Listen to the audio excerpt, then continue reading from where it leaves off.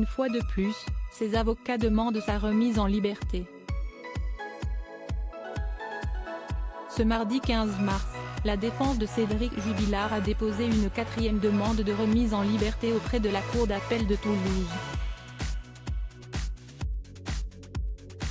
Ce même jour, Cécile, proche du mari de Delphine Jubilard, a donné un entretien à nos confrères de RTL. Elle, qui l'a côtoyé pendant de longs mois après la disparition de son épouse, était allée l'aider et se souvient d'un homme épuisé, les joues creusées, il était mal. Il était tendu. Je ne savais rien de cet homme, je l'ai trouvé quand même abattu mais souriant. Mais souriant parce qu'il avait sa petite dans les bras, je veux dire il souriait à sa fille quoi, se souvient-elle. Nos confrères de RTL déclarent que Cécile est allée rendre visite à Cédric Jubilard 6 ou 7 fois. Elle s'est notamment rappelé des photos que lui envoyait le mari de Delphine. Il nous envoyait des photos des enfants, ce qu'il faisait avec les enfants. En fait, il avait compris qu'on n'était pas là pour lui parler de l'histoire, de la disparition. Des clichés attendrissants, totalement en opposition avec le comportement que pouvait avoir l'homme, lorsqu'il était en colère, les journalistes, les flics. Il ne pouvait plus. On vient l'insulter.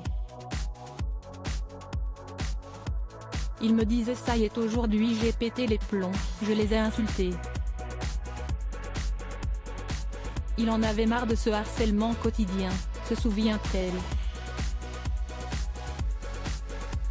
Cécile serait prête à aider Cédric Jubilard s'il était amené à sortir de prison. Cécile ne regrette qu'une chose. Que le père de famille ne puisse plus voir ses enfants, il n'y a aucun droit de visite. Il n'y a rien. Où est-ce que si est-ce que cette histoire?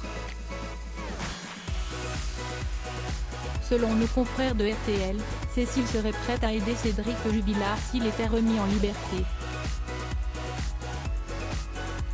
Et selon les avocats du mari de Delphine Jubilard, sa libération ne serait qu'une question de temps. Selon Jean-Baptiste Allary, les éléments du dossier ne sont pas suffisants pour garder son client en détention, de nombreux éléments à charge ont été retirés. Le dossier se dégonfle, il ne se solidifie pas. La couette, le sens stationnement de la voiture, le podomètre. Tous ces détails, il n'est plus question.